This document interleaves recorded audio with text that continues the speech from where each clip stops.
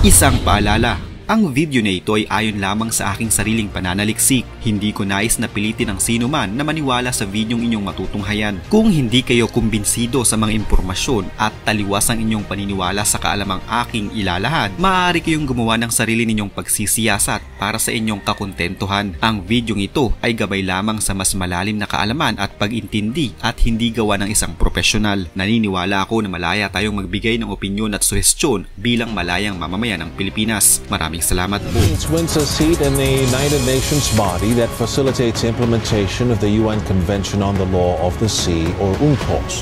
The Philippines formally asks the United Nations to register its extended continental shelf in the western Palawan region in the West Philippine Sea. Kamakailan lamang ay nagsumite ang Pilipinas ng kanilang claim sa UN o United Nations upang formal nang kilalanin ang nasasakupan ng ating extended continental shelf. Subalit ang pagsusumite na ito ng Pilipinas ay hindi naging maganda at tila ikinadismaya ng bansang Malaysia. Tinutulan ito ng Malaysia dahil ang naging baseline umano ng Pilipinas para sa ating extended continental shelf ay mula sa Sabah na pag-aari ng Malaysia. Formal na sinabi ng Pilipinas ang kanilang naging baseline ng ating extended continental shelf sa Secretary General ng United Nations na si Antonio Gutierrez noon pang 27 ng Hunyo.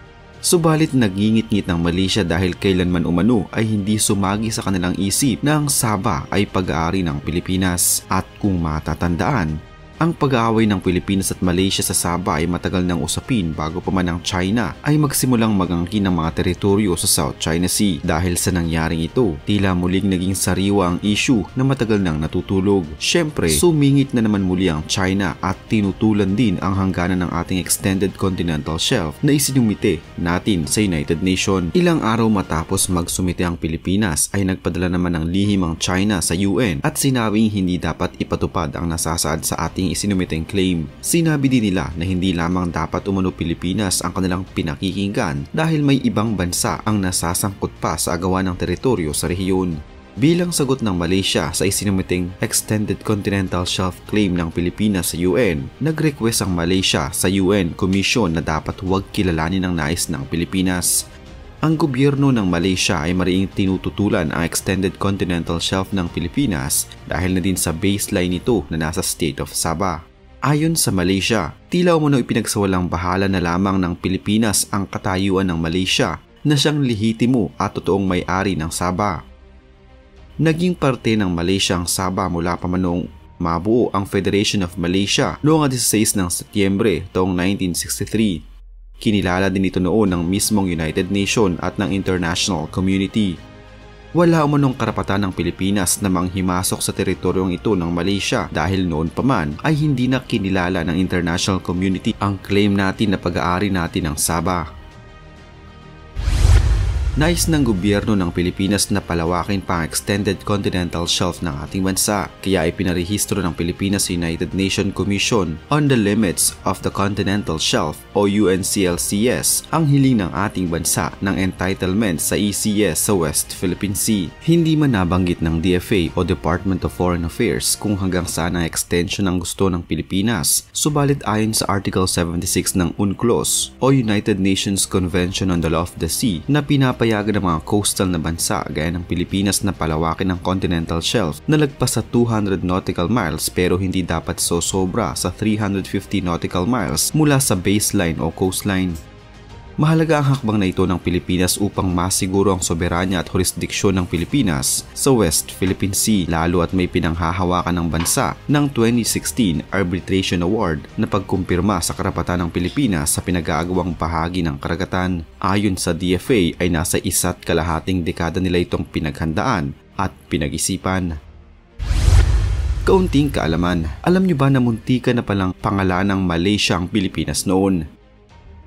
Lingid sa kaalaman ng marami at maging ng inyong lingkod, nagkaroon pala ng seryosong usapin noon na palitan ang pangalan ng Pilipinas at gawin itong Malaysia noong mga dekada 60. Nagsimula ito sa Kamalayang Panmalayan noong magkaroon ng revolusyon laban sa mga Espanyol noong mga 1890s.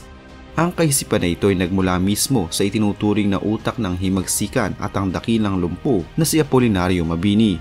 Ayon kay Professor Datu Dr. Ahmad Murad Merican, isang senior fellow with the Southeast Asia Research Center and Hub sa De La Salle University at professor ng Social and Intellectual History with the International Institute of Islamic Thought and Civilization, International Islamic University. Ito ay isang uri ng pagpapahiwatig noon ni Mabini sa mga mamamayan ng Pilipinas na sila ay mga Pilipinong Malaya. Nakakita din ng ebidensya si Dr. Merican sa sinaunang Laguna copper inscriptions dahil sa nakasulat ito sa Old Malay na may pagkakahawig sa Kawi o Old Javanese script. Ito ay ginamit sa iba't ibang parte ng Southeast Asia noong 16th century at mayroon ding mga salitang Sanskrit, Old Javanese, Old Malay at Old Tagalog words. Nagpapatunay lamang ito umano ng pagkakaroon ng kultura ng mga Malay noong unang panahon sa Pilipinas. Isang Pan-Malayan Union din ang inorganisa ng dating student leader at patriot na si Wenceslao Vinsons. Ang grupong ito ay may mga miyembro na mula pa sa Pilipinas, Thailand, Malay Peninsula at Polynesia. Gumagamit noon ang grupong ito ng Malay language para sa kanilang mga sikretong mga ritual. Nagsulong sila ng pag-aaral tungkol sa lahi ng mga Malay at sumubok na magkaroon ng pagkakaisa. Ito ay ayon sa kanyang papel. Ilan sa mga maimpluwensyang miyembro ng organisasyon ay sina dating Pangulong Diosdado Macapagal at si Ahmad Domocao Alonto na siya ring Vice President ng organisasyon. Ayon kay Professor Merican, ang Pan-Malayan Union na ito na tinawag nila noong Perhempuenan Orang Melayo ay ang naging anino ng ngayon bansang Malaysia. Ito ay isa sa pinakamaagang manifestasyon ng kapayapaan sa ilalim ng watawat ng lahing Malaya ayon kay Dr. Merican. Ang pagiging malapit ng mga Pilipino sa Malaysia at pagnanais na makabalik noon ng bansa sa Malay world ay mababanaag sa mga salitang Tagalog na nawalan ng Malay tao o sa wikang Ingles ay loss of consciousness. Ang return to consciousness naman ay nagkamalay at ang salitang freedom naman sa Ingles ay nangangahulugang malaya sa wikang Filipino. Si dating Senador Alonto ang siyang nagpasa na gawing Malaysia ang pangalan ng Pilipinas noong taong 1962. Subalit noong ding panahong iyon kung kailan pinagdedebatehan ang pangalang Malaysia sa Kongreso ng Pilipinas ay inadapt din ni Tunku Abdul Rahman na noon ay leader ng Malayan Nationalist Movement at ang pinakaunang Prime Minister na ngayon kinikilala na natin sa modernong panahon na bansang Malaysia. Noong Setyembre 16, 1963, ang Federation of Malaya ay nakipagsanib sa dating mga kolonyo ng British na North Borneo, Sarawak at Singapore na maging Federation of Malaysia. Matapos noon ng 2 taon, taong 1965, nang ideklara ng bansang Singapore ang kanilang bansa na Malaya mula sa pananakop ng Malaysia. Dahil sa lakas noon ng federasyong ito, hindi natuloy ang pagpapalit ng pangalan ng Pilipinas at gawin itong Malaysia. Sa madaling salita, tinalo ng bansang Malaysia ang bansang Pilipinas sa pangalang Malaysia. Bukod sa Malaysia, isa pa sa mga maugong na nais ipangalan noon sa Pilipinas ay Republic of Maharlika. Pabor na pabor dito noon ang dating Pangulong si Ferdinand Marcos Sr. Sinubukan din ito noong palitan ng Luz Viminda na kinuha naman mula sa pangalan ng 3 pangunahing isla ng Pilipinas, ang Luzon, Visayas at Mindanao. Muntikan na ding palitan ng pangalan nito noon na Kapatiran o Katipunan. Sa huli, ang pagpapalit ng pangalan at paghahanap ng nais nilang ipangalan sa Pilipinas ay tuluyan ng isinantabi. Tila hindi nagugustuhan o hindi pumapayag ang kahit nasa 60% ng populasyon. Noong taong 2019, sa panahon ng administrasyon ni dating Pangulong Rodrigo Duterte, sinabi niya na papalitan din niya ang pangalan ng Pilipinas. Pabor si Pangulong Rodrigo Duterte sa plano ni dating Pangulong Ferdinand Marcos Sr. na palitan ang pangalan ng bansa bilang Maharlika. Ayon sa Pangulo, tama si Marcos sa gusto nitong palitan ng Maharlika ang pangalang Pilipinas. Ang Maharlika ani ay isang Malay word na nangangahulugan ng kapayapaan.